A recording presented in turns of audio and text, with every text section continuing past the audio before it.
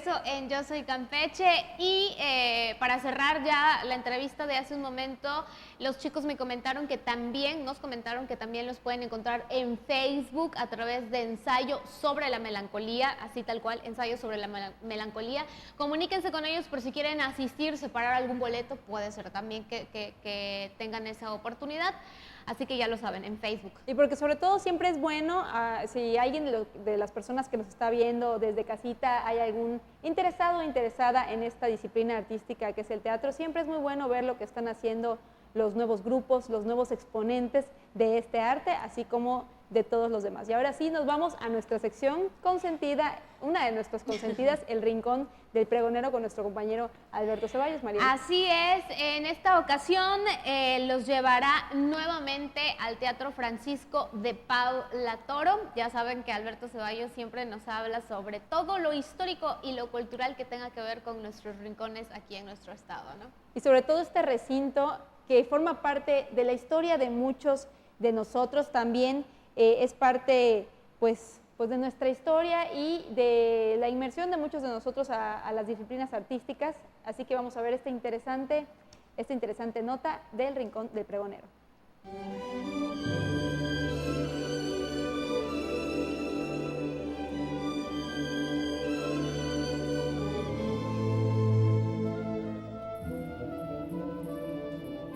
Con esta cápsula brindo por todo aquel que al compenetrarse en ella conserve en su corazón la magia de una época que necesita rescatar el origen de su existencia, el Teatro Toro.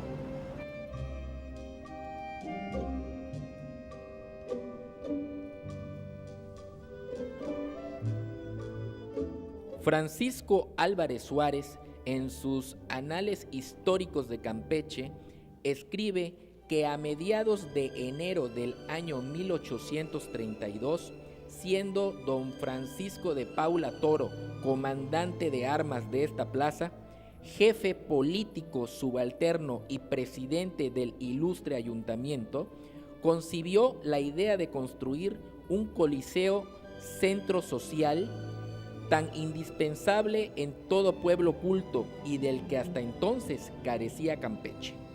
Interponiendo sus poderosas influencias y buenas relaciones sociales, inició la empresa, pero como esta construcción y el objeto a que se le destinaba entrañaba un derecho de propiedad al mismo tiempo que ofrecía remuneración a la renta del capital que se invirtiera, organizó una sociedad emitiendo acciones de a 1,000 pesos. De pronto reunió 27 accionistas que lo fueron. Don Francisco de Paula Toro, que contribuyó con 500 pesos por media acción y con igual cantidad por la otra media la señora doña Ambrosia Ojeda.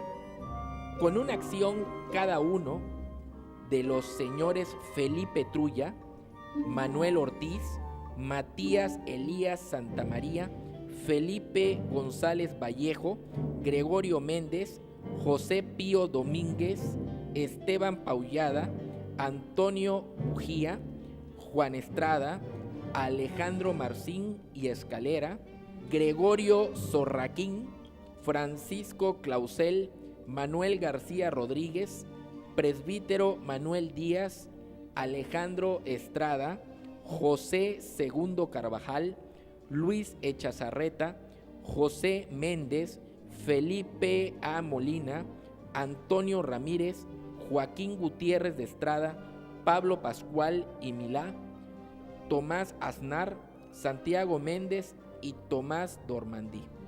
Constituida e instalada la sociedad, nombró primer director de la obra al señor general don Francisco de Paula Toro y segundo director al señor don Felipe Trulla, acordando ampliar hasta 41 el número de acciones de la empresa. Accionistas agregados: Vicente Hormiga, Domingo Trueba, Ignacio de la Roca, Sebastián López de Yergo, Francisco Casasús, Manuel Escofié, José Felipe Estrada, José Ferrer, José Ruiz, Escalante, Miguel Duque de Estrada, Fernando Gutiérrez de Estrada, José María Valle y José B. Rosales. Por este tiempo se encontraba procesado en la cárcel pública de esta ciudad un arquitecto francés llamado Teodoro Journoud, quien al tener noticia de la organización de la sociedad y de su objeto, formó los planos del teatro, un proyecto revelando en ellos su competencia para realizar la obra. El plano y proyecto se aprobó, pues fue del agrado de la sociedad. Es así, pues, que se inician los trabajos de construcción. En junio de 1833 se suspende la obra por la terrible epidemia del cólera asiática que cayó sobre la población.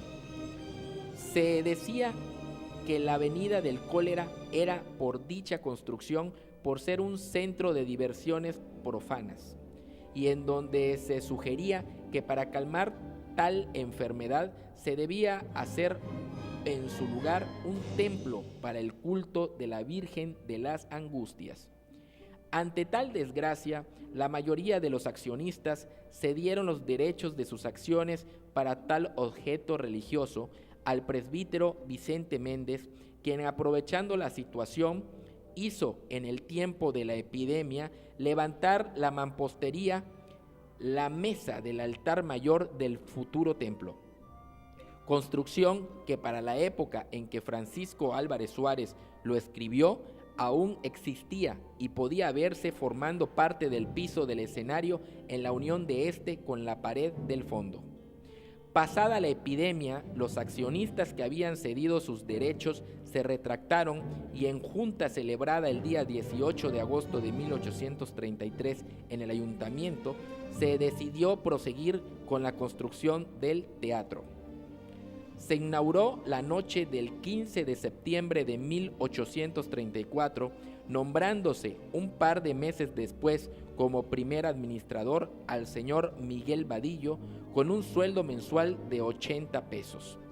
No fue hasta el año de 1879 que, siendo administrador del teatro Juan Marcín Iturralde, se principió a llamarlo Teatro Toro, con el fin de perpetuar el nombre de su iniciador. Por el rescate, preservación y promoción de nuestro maravilloso patrimonio cultural.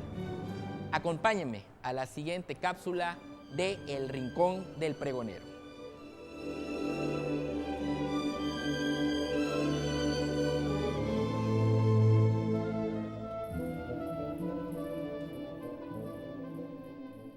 Gracias, Alberto Ceballos, siempre por mantenernos informados de todos estos antecedentes históricos de los recintos más importantes de nuestro estado, así como de sus calles.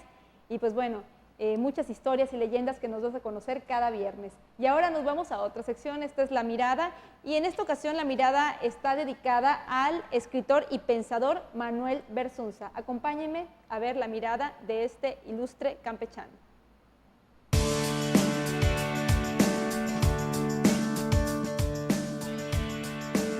Soy Manuel Bersunza Baeza, soy el sexto de 7 hermanos de una familia campechana, de esas familias tradicionales campechanas en cuanto a costumbres y en cuanto a formación.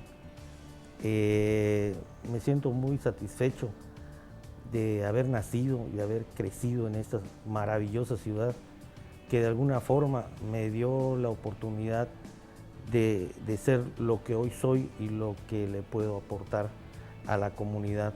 Esa ciudad en la que a mí me tocó ver durante mi crecimiento de niño, de joven o de adulto joven, es una ciudad muy relajada, muy tranquila. Yo nací en el año de 1961 y todavía en la década de los 60 llegué a alcanzar esa tranquilidad de ciudad cuando se dormía con la puerta abierta, cuando las ventanas, los barrotes eran de madera, así es que tenían, algunos no tenían barrotes. Se abría la puerta durante las noches y se le ponía un mueble atrás para que el aire no abriera toda la puerta. Y todos a dormir y todos felices y contentos. Es la época del Campeche, de las aldabas en las puertas, las puertas no se cerraban, simplemente tenía una aldaba y el que tenía la confianza tocaba, quitaba la aldaba y se iba para adentro a encontrarse con quien había ido a ver. Ese es el Campeche que a mí me toca ver y que dura hasta mediados de los 70s, más o menos.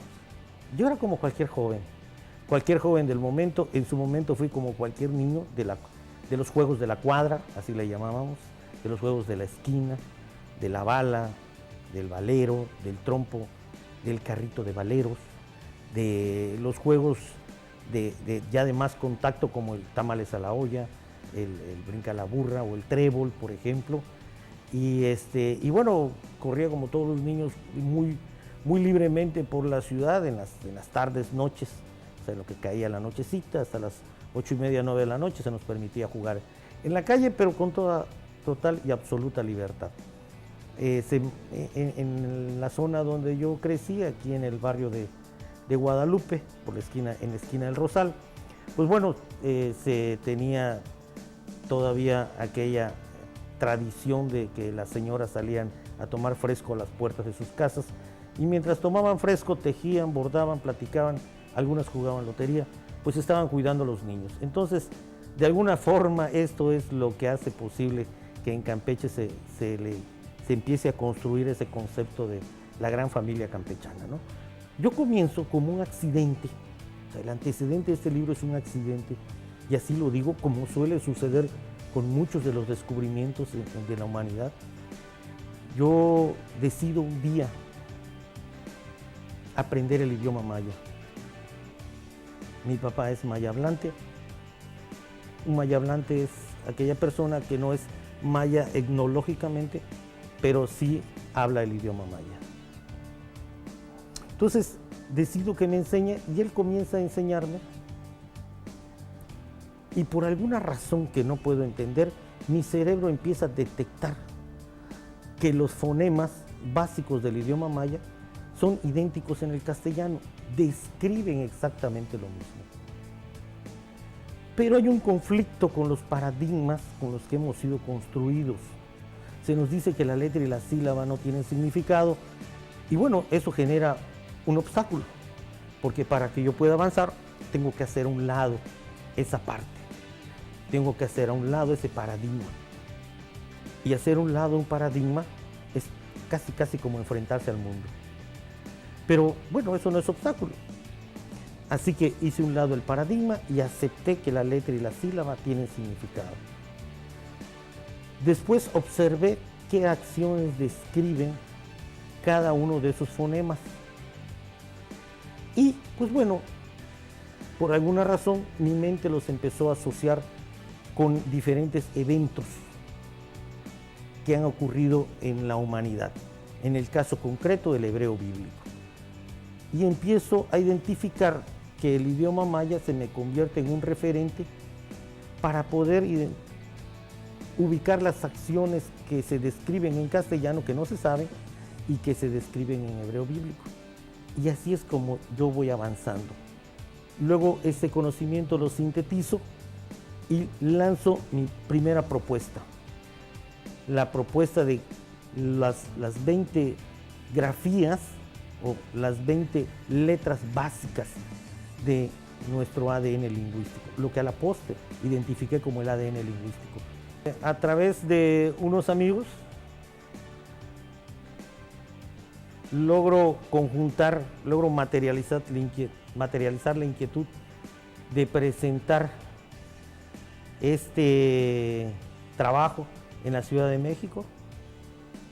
Y bueno, tuve la fortuna de contar con el apoyo de sus amigos y del que era representante del gobierno del estado en la Ciudad de México, y me organizan una conferencia y me aviento el tiro y voy a Ciudad de México a un encuentro internacional y aprovechando presentaba en la representación, en las oficinas de la representación del gobierno del estado, ante medios nacionales y agencias de noticias, así fue.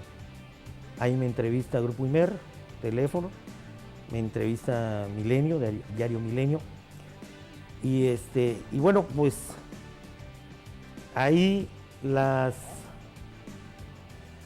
Dentro de las agencias de noticias que se encontraba estaba Notimex. Notimex me cuelga una nota, me publica una nota que Yahoo toma y la pone en todas sus páginas de Sudamérica. Esa nota estuvo unos días vigente en la página de Yahoo. Es simple, ese libro lo único que hace es que muevas tu cerebro, que hagas ejercicios de calentamiento antes de entrar al partido. Manuel Bersunza se define como la persona que si extiende la mano derecha para pedir algo, con la izquierda te ofrece algo a cambio. Es la persona que antes de hacer las cosas mide sus impactos. A eso le he llamado el estado consciente. Manuel Bersunza es solamente, si pudiera decirlo de una manera muy sintetizada, es como cualquiera que tiene el valor de luchar por sus sueños.